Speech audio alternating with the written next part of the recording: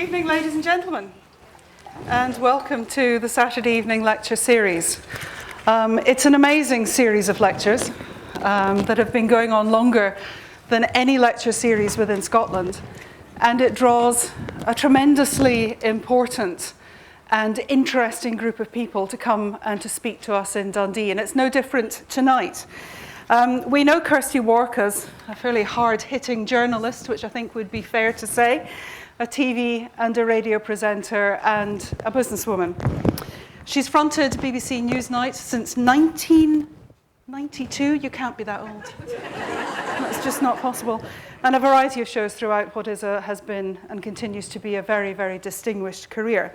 What you might not know about her is that she studied history in Edinburgh, but we forgive her for that because she has come to Dundee tonight. And she joined the BBC in 1976 as a BBC Radio Scotland researcher. She from there progressed to television, and she was one of the first journalists to report on the Lockerbie incident. And of course, the Lockerbie saga has continued throughout her career as she has interviewed both our Scottish and our Westminster politicians. With her husband, she set up Wark Clements, a production company, in 1990. And it was in 2000 that I first became involved with Wark Clements, because she had a little bit of a budget that she decided she was going to produce a piece for the Kirsty Wark show that would look at the atrocities that happened in Kosovo. And she sent out very, very cleverly the most wonderful cameraman called David Peat, who's no longer with us. And we had every intention of resisting everything that camera crew wanted to do with our team, and everything that we could to thwart Kirsty Wark. Who did she think she was, sending a team out to Kosovo? And as you well know, David Peat completely and utterly won our hearts around. And he became an incredibly important member of the team that worked with us whilst we were in Kosovo, and produced a very touching and a very moving piece, as was the hallmark and the trademark of his professionalism. There is, of course, a less serious side to Kirsty Wark. She's appeared in a variety of cameo roles, in The Politician's Husband, in Absolutely Fabulous, and even in Doctor Who. What more can there be in terms of a career when you've been in Doctor Who?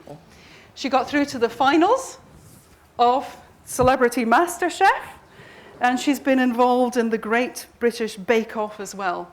And ladies and gentlemen, which of us can forget her performance in Halloween News Night when she did her version of Michael Jackson's Thriller? Tonight we're here to discuss something that is a later development in her career, something that she has done now for the very first time. And it's a very brave move for somebody who has such an incredibly high profile to shift a career into a new field. And from the reports and the reviews that are coming in, it's clearly been a very successful move. So ladies and gentlemen, you gave us a very warm welcome to Kirsty Wark to come to Dundee tonight. And what we're going to ask her to do, first of all, before we start, is to give a little bit of a reading from her new novel. Thank you very much. I'm delighted to be here to see you all, and I know there's other people in the overspill room too, so welcome to them. I'll talk a bit about my book in a minute with Sue, and I have to say that Sue has just been an inspiration. The kind of work that Sue's done has been quite extraordinary, so it's a great privilege to be interviewed by Sue. I'll read, basically, if I just tell you very briefly, the Elizabeth Pringle is a twin narrative. It's the memoir of a 95-year-old woman who has just died, looking back in her life, and the third-person narrative of the daughter of the woman who inherits Elizabeth's house in very strange circumstances. They don't know each other, and this is, in fact, how it actually happened, and it's the way that the book opens. So I'll just start. Holmley, Shore Road, Lamlash. The 1st of January 2006. Dear Mrs. Morrison, a long time ago, almost 34 years past, you wrote to me requesting that I contact you should I ever wish to leave my home. I knew then that I would never live anywhere else, and so there was no point in my replying to you. I have lived in this house since I was 8 years old, but I am what people these days describe as ancient and somewhat frail, And though I have managed perfectly well on my own until now, I know I am not long for this world. I have told my doctor I will move to a small nursing home, as I realise it will be less trouble for him, and I have finally locked up the house. My family, such as it was, is long dead. There is no one alive but me. I recall very clearly the summer that you put the letter through my door. I was sewing in the cool shade of the dining room when I heard the letterbox clatter. I was so startled, I put my needle into my finger and dropped a spot of blood onto the canvas. I saw you almost every day, pushing your carriage pram along Shore Road, your long hair flying and your bright skirt billowing about your ankles. You looked very young. The sound of your voice carried up my garden as you sang to your daughter, or perhaps it was just the lilt of your voice as you talked to her, and she made a soft mewling sound back. I remember that on one occasion you waved to me, and I think I tilted my head towards you. Perhaps you did not see. There have been times when that scene has come to me vividly, and I wondered what has become of you both. My life has been spent here on this island. I'm instructing my solicitor to write to you at the address on your letter. Holmley is yours if you still wish it. If he does not hear from you within 3 months, or if you write to say you no longer have any interest in living here, he will follow alternative instructions. This now, of course, may seem a fanciful idea to you, but if you do still think my house is the loveliest in Lamlash, and you come to live here, I ask only that you keep my garden well. It has been a source of peace and joy to me. Yours sincerely, Elizabeth Pringle. So, Elizabeth Pringle has lived her life on the island, and I wanted to, Germaine Greer talks about women over 40 being invisible. I'm not sure I quite agree with that, but I certainly think that, we now are in a situation where people who are dying who've been born in the First World War, lived through the Second World War. And a woman in her late 80s, early 90s now, you think you know her, don't you? She's a kind of two-dimensional character. She might be upright and restrained, as Elizabeth is, or she might be bent over. But you don't really give her a moment's thought sometimes. And I wanted to give this life a backstory. Everybody's going to ask you, why haven't you written the political novel? Why haven't you written the political novel? I'd bored myself rigid and probably bored the readers. Absolutely agree. And I wanted to write about an intergenerational story about women. I wanted to write about women's relationships. There are strong male characters, I hope you'll think, in the book too, but I wanted to write it honestly also about two sets of mothers and daughters. The modern-day mother and daughter, and Anna Morrison has early onset dementia at the age of 60, and it's not my experience, but it's certainly been the experience of my friends' mothers and fathers. And I suppose one of the questions as well that will be asked of you is why now? Why make the decision now in an extremely distinguished career to change, and how scary was that decision? Well, I think I always thought I had a story I wanted to tell. It kind of started in a very prosaic way. We used to go with the kids. We have long connections with Arran, which I absolutely adore. But one summer we'd just taken, it's my fault, we'd kind of taken a house that was just too small for 3 families. And it did rain every single day in July. It does. And it wasn't a house in Lamlash. We couldn't get one because I was too late in booking. It was around in Kildonna, and the kids kept wanting to go into the swimming pool because it was so cold. And the thing went on, and my husband said to me, look, we don't have much holiday. If you think we're going to come here and nowhere else, it's not happening. So I thought, how do I keep my connection with Arran? And I thought the way to keep my connection with Arran is to write about it and cement it in my mind. And I had this story I wanted to tell, partly based on the story of Elizabeth Pringle's, partly based on the story of my own great aunt. And so I had a synopsis about 10 years ago and a literary agent. And that was that, really. I wrote a very poor first early thoughts on it. And then the children, went through their hires, and then they went to university. Well, they were going through their hires, and then it wasn't really until they went away to university, and sadly that my mother had died, and I went up and down to her to see her a lot in Kilmarnock, that I realised I had space, both in my head and physically, to write.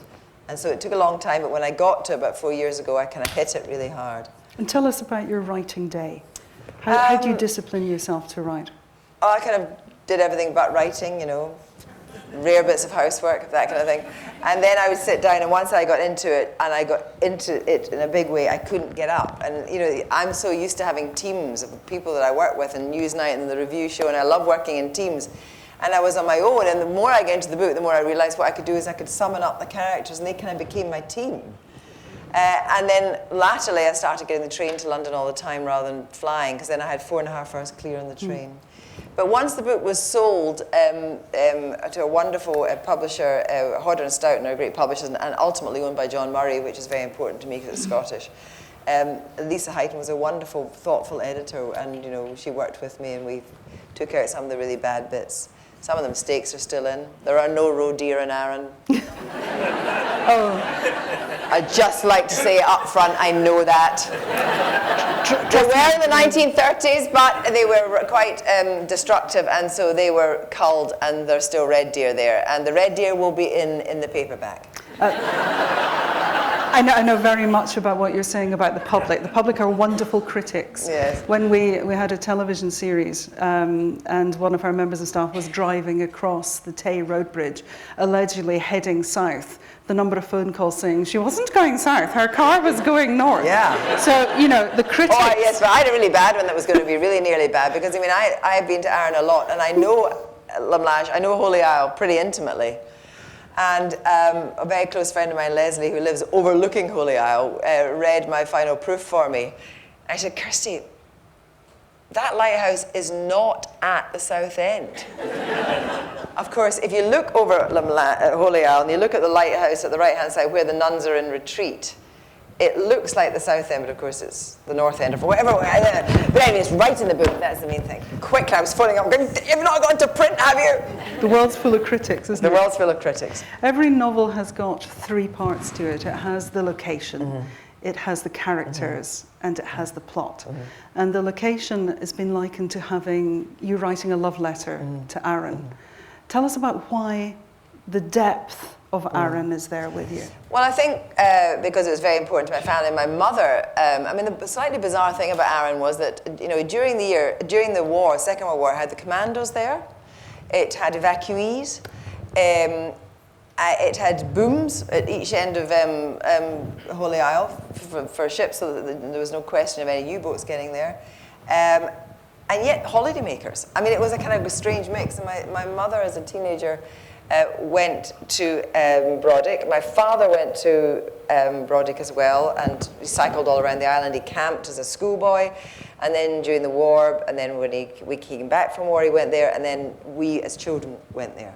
So, and my mother and father latterly always went to Arran and took houses there. So our connection as a family with Arran has gone back a very long way. And it is extraordinary because I can go to, the book festival is a new thing for me, and it's really weird being interviewed, that's the other thing, and it's very strange. People come up to you, and it is the bizarrest thing in Bath Literary Festival. Within 4 people standing there, 2 of them had been married in Arran. And last night in Cambridge, a woman said, my parents, live in Lumlash now. And it's like that people, Arran is one of these places that just draws people. They're climbers, they're hikers. They just want the climate. They love history. And it wasn't until I was writing the book that I learned quite a lot about Arran, including the fact that how many war graves there are on Arran. One of the most awful things is that in the Second World War, first with the Canadians and then with the Americans coming in, and coming into the base at Ayr, on Prestwick base mainly. Of course, Goat Fell and those hills are only kind of 5 miles over, and so the planes are very low. Lancaster bombers, all sorts of planes came down. There are over 100 people lost in the hills, and there's still fuselage up there. And I didn't know there were so many war graves on Arran. So that became part of the story because I felt that history very much plays a part in Elizabeth's story and the way I feel about Arran. And so when you're doing your research for this, you find that there's more to Arran than even you knew. And I used I used the Arran Heritage Museum, and I would find things in the papers, and I used the Arran Banner to find out about the rock white. By chance, I found out about the rock white beam, which is in the book, and also about a wonderful pilot. This is another weird thing. There was a woman called Winnie, well, in my book, there's a woman called Winnie Drinkwater. You might think, very unusual name, but there really is a woman called Winnie Drinkwater. And at 17, she really was the youngest female pilot flying solo, and she flew from Machrihanish into Renfrew base. And if you go onto the Scottish Film Archive and put Winnie Drinkwater in, you can see footage of her jumping off her little plane with her flying suit on, her beautiful hair, flying. And so I thought, wouldn't it be great to have Elizabeth going up in the air? Because actually, Winnie Drinkwater used to land at Shiskin sometimes. So I put Elizabeth up in the air, so that was fine. And then I was at a book signing, and this young fellow came up to me and said, I used to go and visit my granny in Malin Court nursing home near Girvan. And Winnie Drinkwater was her friend. This is just... And I said, did you know she was this amazing pilot? Go and look at the Scottish Film Archive. It's extraordinary. So was she an invisible woman by that stage? She was an invisible woman by that stage. She was very much an invisible woman. Nobody knew that. Well, certainly this young boy certainly didn't know what a famous woman was in his midst. How amazing. The characters of the second part. You have no villain as such in the book, other than time. I would argue that time is the villain. Yeah, and what it steals. Yeah, time steals a lot. And also, I think that time and circumstance steals a lot. So, for example, first of all, the Elizabeth, just to go back to the Elizabeth Pringle story for a minute, my great-aunt was called, my great-aunt Berta, after whom my mother Roberta was named. And by the time I knew her, she was in her late 70s, and she lived to be very old. She golfed every day. She had a mad wire-haired terrier to whom she fed a pound of licorice all sorts every day. She was slightly eccentric, but part of the reason she was eccentric, she was the youngest of 6. They were the first fruit growers and tomato houses in the Clyde Valley. And she was a slight princess. She was a VAD in the First World War, but she never worked. But we knew the story about her, which was that she had been engaged to be married to a farmer in the Clyde Valley. And then her beau had the chance to go to Australia, to a big sheep station, and she broke off the engagement. And she broke off the engagement because she said she couldn't leave the land, nor her family, nor the beautiful house that she was born in. And I wanted to tell a story of that kind of desperate choice that people made. Because it was a choice. I mean, it wasn't a choice doing the clearances, but it was a choice for many people. It was a choice for Elizabeth Pringle. And you know, now, I mean, we're practically in a situation where you're going to be on the plane to Australia and you'll be allowed to Skype. I mean, it's just so extraordinary. But at the turn of the 20th century, when people went, they went didn't come back. I mean, my great aunts went out for the Broomerlaw. One is to go to a sheep station and one to go to Rhodesia as a nursing matron. The one in Australia never came back. And you maybe got an airmail letter once a year. It was a huge wrench. And Elizabeth didn't go, and my great aunt didn't go. And then again on Arran, a woman came up to me and said, I am 90 and I didn't follow my first boat to Canada. And I realized that going and staying, that idea of place and land, which is very important to me, was a very big deal for people emigrating, a huge deal. And the characters are important. They are the core of everything that you've written. I'm conscious this is very loud, so I'm going to actually do something that... Don't do that on live television anyway. You know, there you go. But we'll find the bit that's missing. Oh, there it is.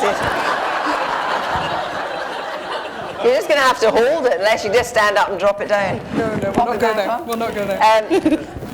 But you say time, but also circumstance, because the consequences for Elizabeth Pringle stem from her not going, but they also stem from a decision that her father made and a decision that her mother made. The decision her father made was to go to war from the island of Arran when he didn't have to, because he was a farmer. It wasn't called a reserved occupation in the First World War, but he didn't have to go. He went. And that was a really, really big deal. And I based that on the letters he sent on the story of my own great uncle who died in the First World War. And the same thing, I used that story because my great uncle and my grandfather were early volunteers in the Palace battalions in Glasgow, but then my great uncle went to the Machine Gun Corps from the 17th HLI. He went to the Machine Gun Corps. And he fought for 4 years in the First World War and sent letters back to Glasgow. And they kept not giving him leave because the Machine Gun Corps was just crucial. You know, that whole bombardment by the Germans was extraordinary. And so he wrote a very important letter at the armistice saying, you know, dear Mama and Papa, this is to Jordan Hill, I am so thankful the war is over, I'm coming home. The French families we're billeted with are so amazingly grateful. I've given them my money and I've given them all my cigarettes. I only hope that the flu doesn't reach you in Jordan Hill. Well, 10 days later, he was dead. And I made a film about him. And in the film, I went to ask where he is. I went to the bad grammar. I went to the cemetery at Ask, where he is buried. And it was only when I was making that film that I looked at the black and white images of his grave. And I looked and I looked and I looked. And I realized that my great-grandmother had gone to Ask after he died. And very few people from Scotland went to look at war graves then, because they just couldn't travel. My great-grandfather, my great-grandmother went from Glasgow to see where he was born. So anyway, I put him in the book because he, Elizabeth Pringle's father, doesn't come back from war.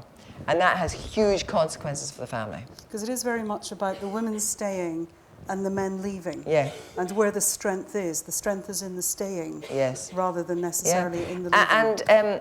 And also, you know, the shame was brought on Arran because the Herald wrote a story about a number of, I think it was the Dasher. It was one of these, you know, the boats that used to go off Arran.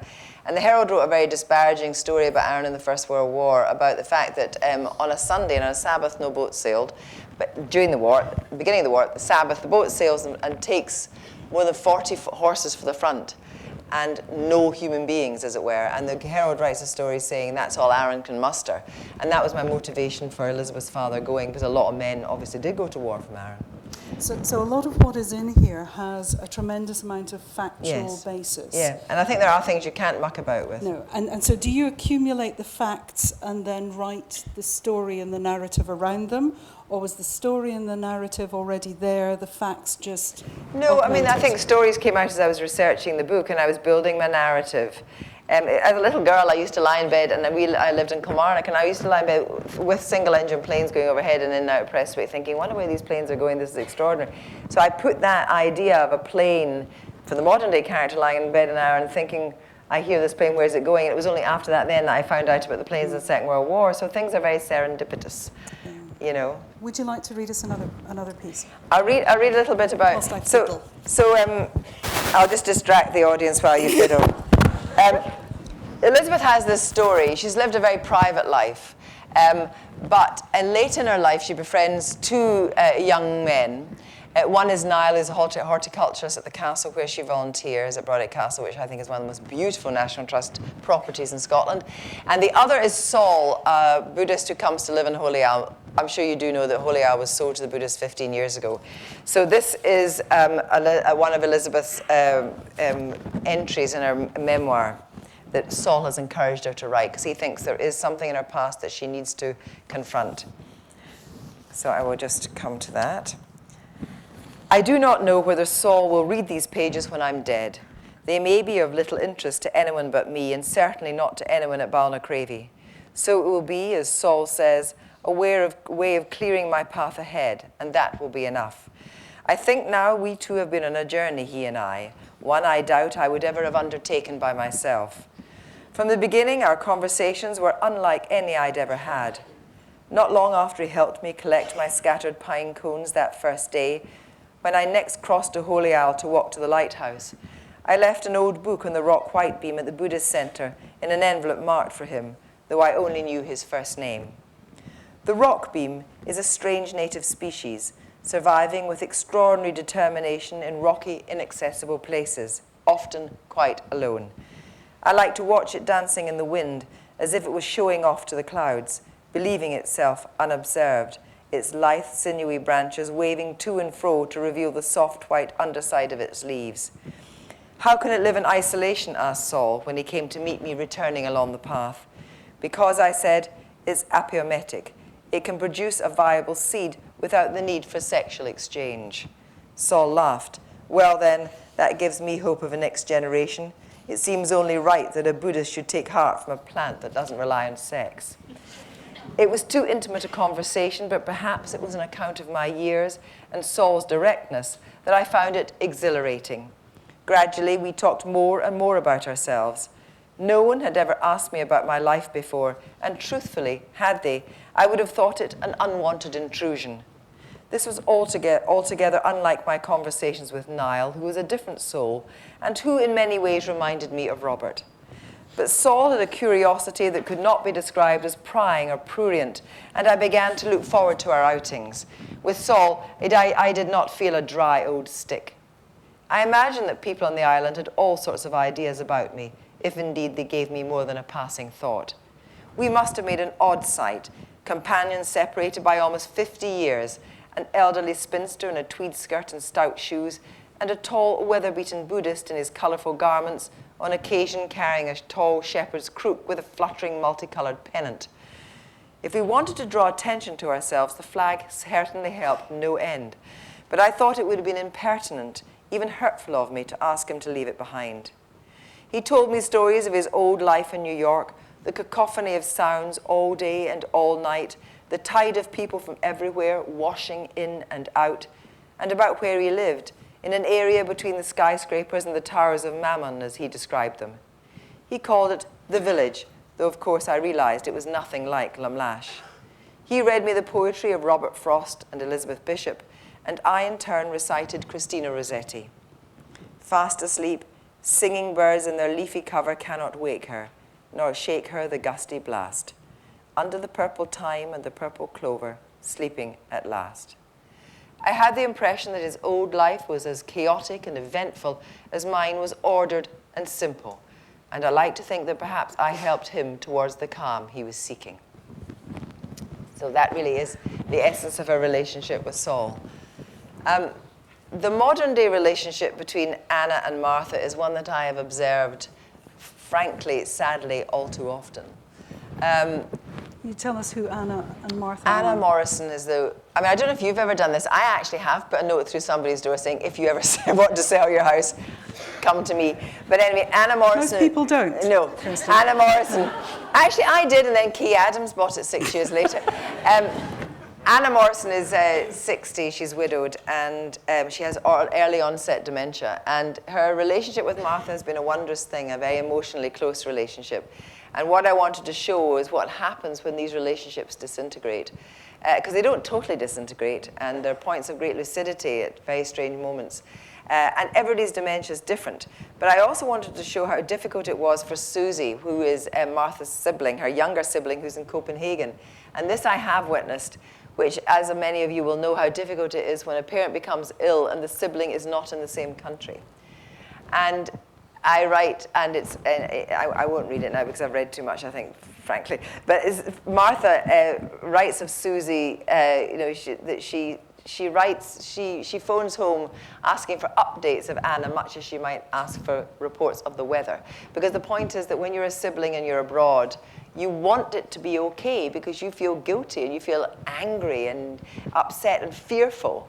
And it's a very difficult thing dealing with siblings, dealing with ill relatives at home. And I wanted to write about how difficult that relationship was.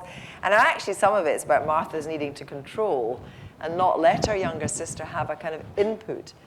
Because Anna Morrison, on one scene early in the book, Anna Morrison is found on the steps of Kelvin Grove Art Gallery at 6 in the morning by the cleaning staff coming into Kelvin Grove. And the reason she's there is because in her mind, she has, she's been to Kelvin Grove many times and she loves Scottish art in particular, but she doesn't know why she's there. And then she knows why she's there and she's embarrassed and it's awful. And actually, I remember, this is a story of very old friends of mine in Kilmarnock, whose mother actually was the Dux of Kilmarnock Academy, an incredibly bright woman.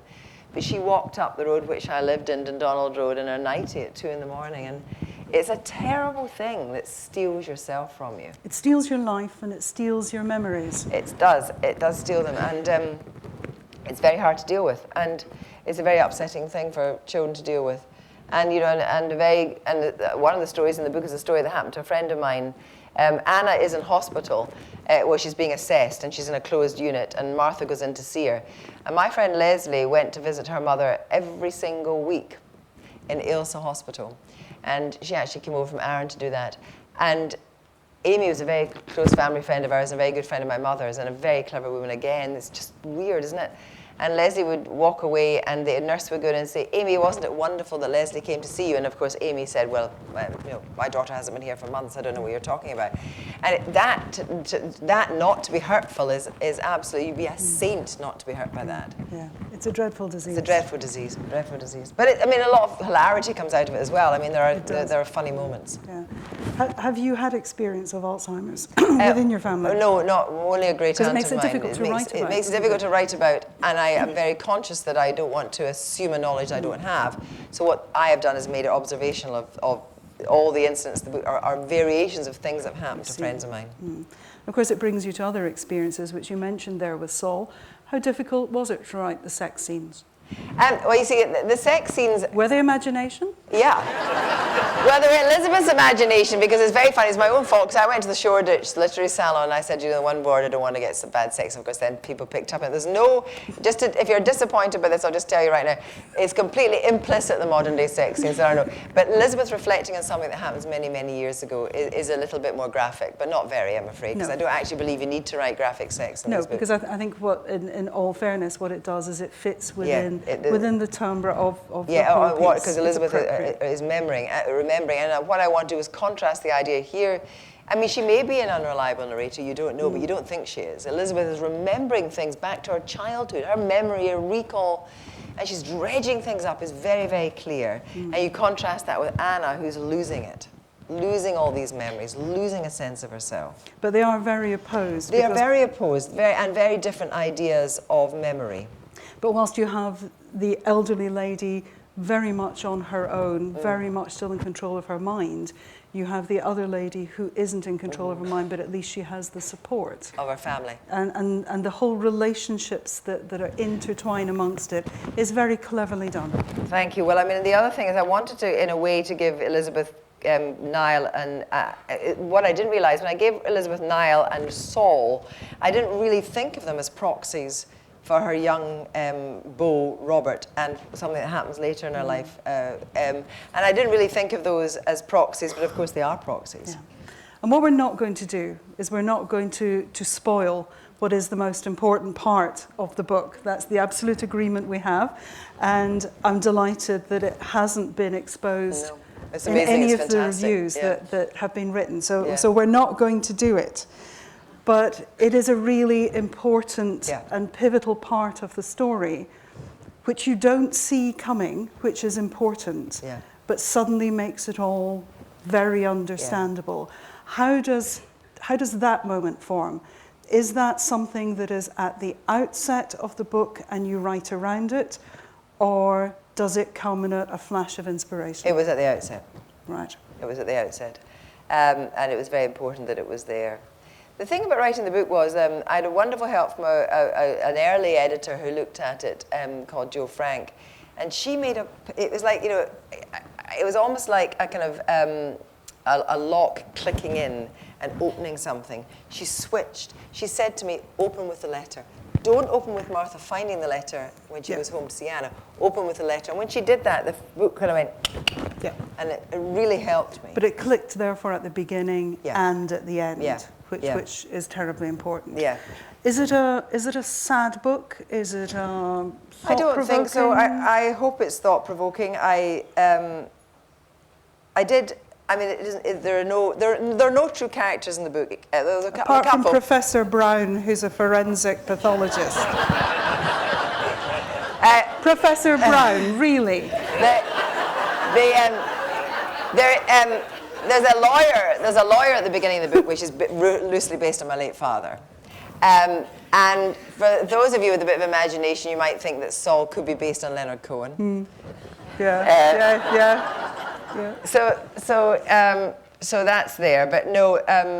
There are various things that I mean, one of the most joyous things for me to write was when I realized things myself that I hadn't thought about.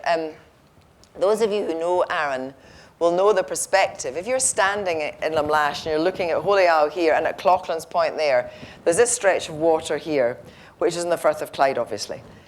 But it came to me that Elizabeth was a teacher, and actually in the 30s, and I've got footage again that we can all see, the Queen Mary did her speed trials up and down the Firth of Clyde. It must have been like Jaws coming towards you. And it was going up and down, the noise, because there were lots of little boats out watching it happening. The kids were I put the kids out in Cloughlan's Point watching it. You could hear as she was racing up and down. And that again was because, and there was a little boy involved in that who was called John Forrest. Well, my grandfather on my mother's side was an engineer at John Brown's. Before he went into family business, he did his apprenticeship at John Brown's, and was in the family business by the 1930s, but would have been so excited by the Queen Mary doing her sea trials. Running the measured mile up and down, turning that damn boat and coming up. And I just thought, what a wonderful image, and I wanted to to incorporate that in the book, because for me, the Clyde, when it was like that, must have been just absolutely extraordinary. It's been a very long journey, I suspect, for you, from the point at which you started this to the finished article, which must be, you know, quite an incredible thing to feel and to see. What would you change if you could go back and start it again? Or is it absolutely perfect? It's not perfect. Obviously, there's roe deer in it.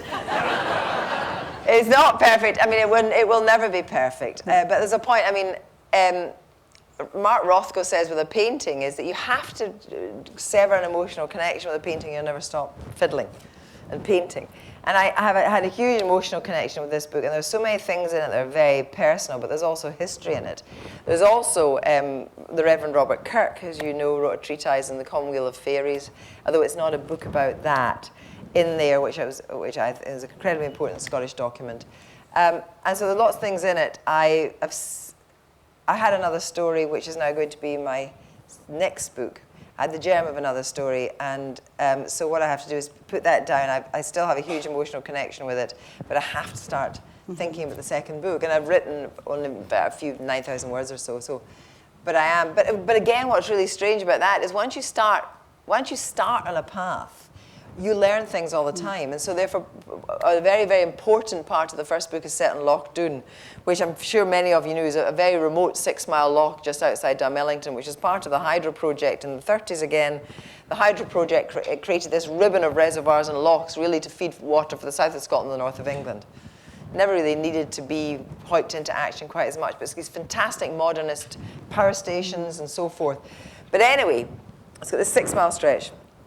I started researching into it, and I know Galloway quite well, so I was researching into it, and then I found that, again, out of that same base at Ayr, the Free Czech Air Force was training in Ayr during the Second World War, and a young Czech pilot, they were doing their practice runs, for bombing runs, practice runs up Loch Doon, and one morning he was making a practice run up Loch Doon, and the hydro had not told the air base at Ayr that they'd raised the water level. And he went in and he died, and the Spitfire went under. And the Spitfire was only raised in the 1980s, but his body has never been found. And his Czech relatives still come to Loch Doon. And so I mean, it's amazing. I mean, that will be part of my book now, but I didn't know it at the time. So this has given you the bug? I've got 2 book deals. I have to right, okay. It's not about a bug. But, you know, and I'm just signing a new contract for Newsnight, and I've got a number of arts programs. So the thing is, I mean, I find writing, when it's going badly, obviously, it's a real difficult thing. But when it's going well, it's exhilarating, and I absolutely love it. And it's such a privilege to be able to write a story. And I'm not a good, you know, but I just absolutely adore it. And I had the support of a wonderful, wonderful editor. And, you know, one of the best things, I think, is the cover. And Lisa Heighton, the first thing Lisa Heighton did from 2 Roads at Hodders was she had never been to Arran. So as soon as she bought the book, she said, right, we're off to Arran. So we spent the night in Arran, got furiously drunk. And once she had been there, she understood the book. And therefore, she hung out for this amazing cover, which I just think is beautiful, and could be any one of 4 generations of women. That's the point. And so she just put herself 4 square behind the book and gave me a good push. And that made all the difference, to be honest. And can you see this becoming the next career? Is this it? I'm not sure. I mean, I do. What is about this is that my broadcasting career goes back, God, more than 3 decades. And I mean, I have been very privileged to do an incredible amount of interviews and done some great things. Not me personally doing great things, but to work on great things. But this is a thing. You know, this is a thing. Unless it's a Kindle, it's a thing. But even a Kindle is a thing. And I'm so immensely proud of it. And so I'm going to definitely keep writing. As long as I've got stories in me, I'll keep writing. But do you become protective of it? I don't think you can. I think once you've written it, it's got to be out there for other people to judge or to make of it what they will, or to bring their own thoughts to it. I mean, that's what I love about reading. I mean, the power of the imagination. I want people have said, oh, who would you like to play Elizabeth Pringle? Well, I don't know. I mean, the film and television rights aren't sold yet. They may never be sold. Lots of film and television rights are sold, and they're never made anyway. So, but, you know, But you have to cut loose. I have to cut loose and move on to the next story. And it's going to have some of the same things. There'll be an architectural overtone because I adore architecture, and there'll be other things that will have a resonance to this book. And when can we expect the next one? I hope about 2 or 3 years. Really?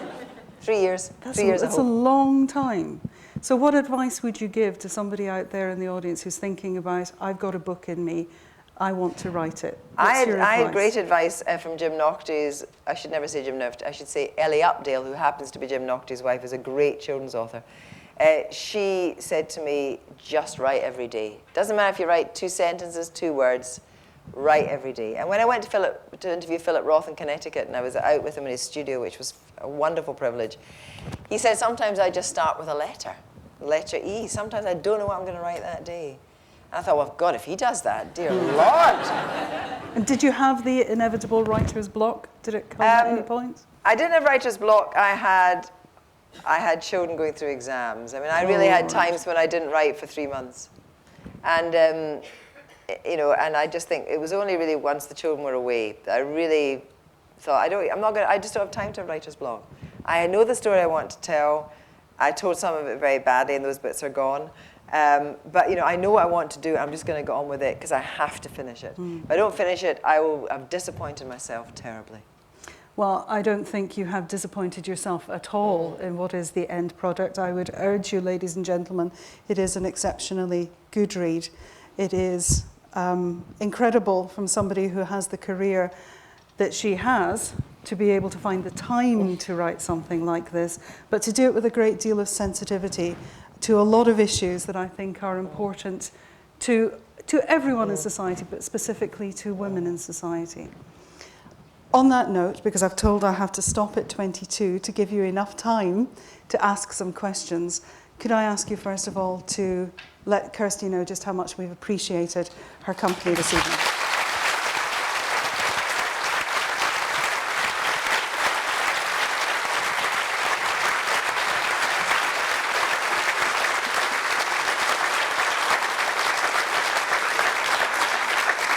There are microphones moving around. Ladies and gentlemen, the floor is yours.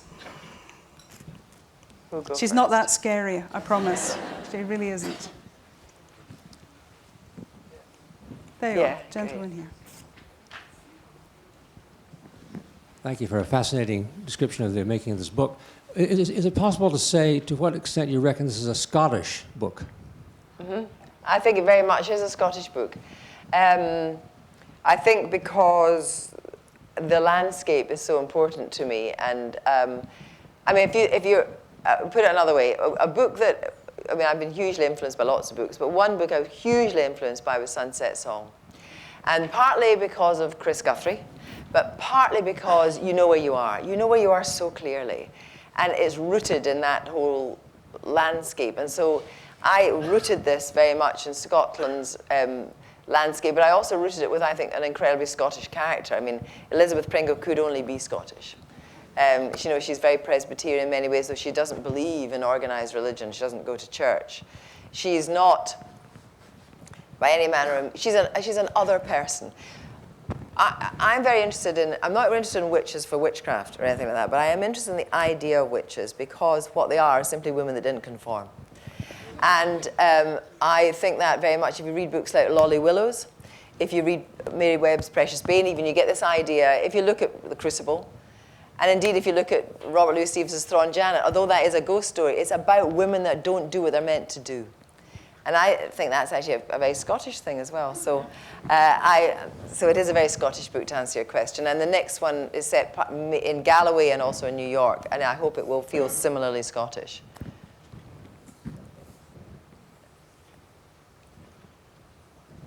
Oh, no? Come on. Say, they're all getting, it's time we had a drink. There's a lady up the back. Hi. Oh, sorry. Thank you so much for your talk. My question is moving from being the observer, the interviewer, over to the creator, writer. How have you found that transition in terms of discipline and just, I guess you're more in a vulnerable position when you're the creator. Oh, I think that's certainly true. When I'm the person who's doing the interviews of creatives, I I mean, I think I put a lot of effort and work into the preparation. When I did Donna Tartt 11 years ago for The Little Friend, and then she asked me to come back and do The Goldfinch, I knew that she wasn't going to do many interviews, and I knew it was very important that I got it right. So I worked incredibly hard at that. And then I thought, what must it be like for her? She's having to do the same interview perhaps with me, and then someone else and someone else. It must be, God, how do you do that? And I now find that actually that I'm thinking about the book in different ways when I'm interviewed about it. And maybe that's what happens to people when they're being interviewed. I mean, I'm thinking about things I haven't thought about, apart from roe deer. I'm thinking about these things in a different way, depending on how someone else's reading of it or someone else's way they approach the book. So I find it incredibly interesting. It's a kind of psychological exercise in a way. And so I find it different. I also feel very strongly that I've given lots of brickbats and bouquets out in my life as a reviewer of books, and so I should expect a few coming my way. And so I really wanted to put myself out there because this was something very strongly I wanted to write. And so I really felt, I'm just going to do it and see what happens and put myself into a more vulnerable position. And then I think, well, am I really in a vulnerable position? I'm nearly 60. Yeah. I write, I've got a very cluttered study at home, which I love being cluttered, but it doesn't have enough light, and so I write in the room at the front of the house.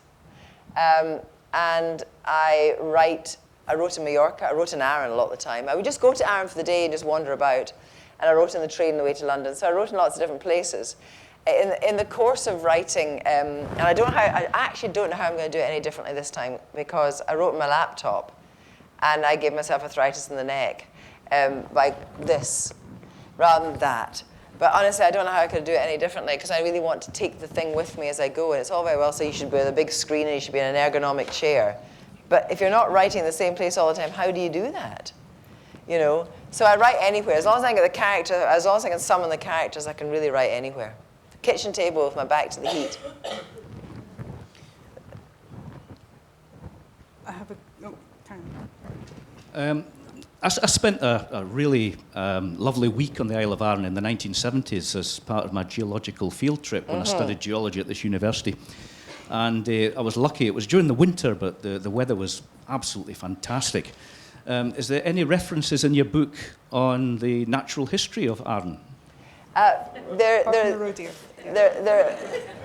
is a lot of references to trees at the castle, a lot to rhododendrons. And a lot to gardens, because partly because my mother was very green-fingered, my whole family on that side was very green-fingered, Elizabeth was very green-fingered, and because the Hamiltons bought into what were mainly the Rothschilds' big expeditions with George Forrest and everybody else going off in search of plants, and then they bought into it, and then they came back with seeds, and that really was the planting at Broadick Castle. So yes, there's natural. In that we've got a lot of plants and animals, a few animals in it, yes, but not maybe as many as I'd like. That's gonna. In fact, I mean, you've lots of green-fingered people in here, but there's a particular flower which I want to use in my new book called the sundew, and I'm using a particular strain of the sundew in my new book. So there's going to be natural life in the book. From one of our overflow, the question is, do you feel women are stepping back into their own power, generally? I'd like to think they're stepping forward into their own power. However, I certainly think that's not the case if you look at the FTSE 100 companies, and if you look at the representation of women in Parliament. But maybe it's just we have to do business differently. Maybe women don't like the way business is done a lot of the time. Maybe the way that women don't like the way the business is conducted at Westminster or indeed the Scottish Parliament, though in the Scottish Parliament there's a lot more committee work, which I think is incredibly healthy. So I do think, yes, and I think, though I do worry a lot, I'm just making a documentary for BBC Two, which is going out in May, which is a lot of it was about the online abuse that women are getting, like Stella Creasy, Cristina Criado Perez, on the banknote business. And I think there's something going on as well now that maybe because of the internet, the way the internet's, the DNA of the internet, that people feel that they've got the, as I put it in a piece to camera, the freedom and the right to sexually abuse women and be abusive. And so I think we are moving forward in one way, but I think we're going through a very strange period just now. where people think it's okay to be horrible to women. And that's really rather disappointing. Yeah. A while ago, Sorry, I've got to. a while ago, I managed to hit upon your husband's book in a charity Yeah, shop. Rogue Nation. It's a great book. It's exactly what's happening right now with the Russians. Can you believe it? And Well, Scotland. my husband doesn't read books, but he read that. Yeah. I passed it on to a friend. I just wondered if you have any, if there's any rivalry between the two of you. Yeah, Alan has been incredibly supportive, and what happened about Rogue Nation was really sad because it was going to be made into a film, and then they changed writers, and now really with the referendum coming up, it's a little bit late. But can I just urge you, Rogue Nation, I think, as a book about Scotland and about what's happening to us now, it could not have been more prescient with what's happened with oil and Russia and everything. So there's no rivalry except he's much more disciplined. He used to be able to sit down. He was on a year's gardening leave. And he would sit down in the study and he'd be able to work from 9 to 5. He thought that he was very much one who said, well, this is really my job for the year. And I'm going, yeah, but there's also the supermarket shopping. Can we take one last question, please? You have written very beautifully about my island. I was brought up in Lamb. Oh, did you? There we go. Yeah. Can I ask you, do you think you would have liked to have had your life, your childhood in Lamlash? Now, you see, the interesting thing is that I think I would have probably liked to have had my childhood in Lamlash. What about your teenage years? You see, my kids were like, we're not going to Arran again.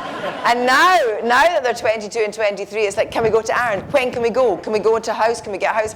Why are we not living in Arran? Why do we not have a house in Arran? You know, I mean, there's a period, but I bet as a teenager you'd rather have been anywhere else. Well, yes, where I had to go was as a boarder to Rossi Academy. You boarded at Rossi Academy, of course. And then I went to Glasgow Art School. That was a shock. Yes. Because I wasn't streetwise. No. I just wasn't. You seem to have managed okay. Yeah. There's a good story. Yes. Well, you should write it. Professor Downs. I don't know if this microphone's on. Yes, it is. Good. Well, I wasn't supposed to do the vote of thanks tonight, so I'm slightly cold on this one, but nevertheless, and first of all, I should say that I'm not from Lamlash or anywhere in Arran. I've never actually been to Arran. Elizabeth, take it. You can see I'm getting off to a good start. Can I interrupt? There's a but. I don't want to interrupt. Just 2 seconds. Can I do a show of hands? Yeah, good, yeah. How many? And the overspill, you just Yeah. have to. How many people have been to Arran?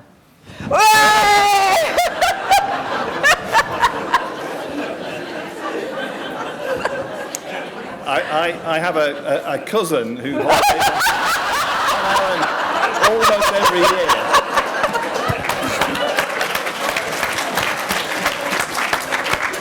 And I'm pretty sure I'm going to go. If only to see the roe deer. Okay, what we've seen tonight, of course, is two women, two extraordinary women in, if you like, unfamiliar roles, or at least they've tried to claim that these roles are unfamiliar. I've actually seen Sue interview a number of people, all of whom she's claimed were scarier than she is, and all of whom she has managed to interview brilliantly and to bring the very best out of them. And she's done a fantastic job tonight. And of course, the most obvious unfamiliar role for Kirsty Wark is that this is her first novel. But following Kirsty's career, her extraordinary and amazing career, and looking at the knowledge, the passion and the courage that she brings and has always brought to her journalism, is anybody here surprised that she's been able to turn her hand to writing a novel, and one that, as we've heard, is so wonderful? And I hope we're all going to go downstairs and buy a copy. Because the other thing about an evening like this, rather than a lecture, a formal lecture, is that there has to be a sort of rapport between interviewer and interviewee. And nothing could have been more clear, I think, from tonight. Obviously, these two women who've known one another a long time and I think have covered some fairly extraordinary circumstances. So you can see where that comes from. Now, I'm really intrigued by the story of the novel, The Legacy of Elizabeth Pringle, because, and this very neat idea that the story, or the novel spans a period of 95 years, the period of the life of Elizabeth Pringle. Because if you think about it, it's a kind of span that we can all identify with. We all know people, usually our parents and their grandparents. The connectivity across that time span really covers the same kind of age. I can certainly think back through my mother and my grandparents, almost exactly that time period and the reference points within it. But I think it sounds to me as if it benefits enormously from the kind of scraps of facts taken from various lives that Kirsty has known and various people that she's known, and to bring authenticity to the novel, which also comes, I think, from the huge familiarity, notwithstanding the natural history of Arran, but with that island. So I think the idea as well that it spans a time when to emigrate meant to say goodbye, effectively, forever, to all the people you knew and all the roots that you held dear, to one in which, through social media, that will never happen again. God help us through endless selfies and other forms of inane communication. But there is, I think, a happy medium somewhere between the airmail letter once a year and being able to Skype on a daily basis. So I do think I'm certainly going to go down and buy the book. Actually, I've seen the cover as well because I was sitting at the front, and it looks absolutely superb. A cover really has to be able to somehow to convey what's in the book in the most subtle way, and I think you'll all agree when you see it that it very much does. And I have to buy it now anyway because of this very clever thing that they've done, telling us about this secret bit in the book that nobody knows about, that nobody's given away. So I've got to go and find that. And lastly, I'm really grateful to Kirsty for being here tonight as well, because she can't come to dinner with us afterwards, unfortunately, but she has to rush off to attend her PA's 40th birthday party. And I think you can all probably agree, I'm sure that her PA has played a vital role in ensuring that Kirsty manages her time well enough to be able to do these many things that she's been engaged with. I want to give my thanks, and I'm sure you all want to give your thanks to what has been a fantastic evening, fantastic insight into Kirsty Wark, somebody we've known on TV for so long. And I hope you'll join me in thanking her as I give her this gift to show our appreciation.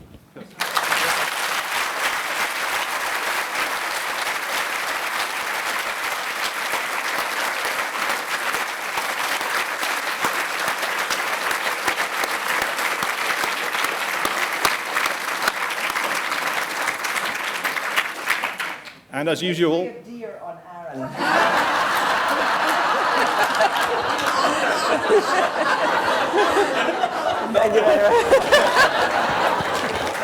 it could be.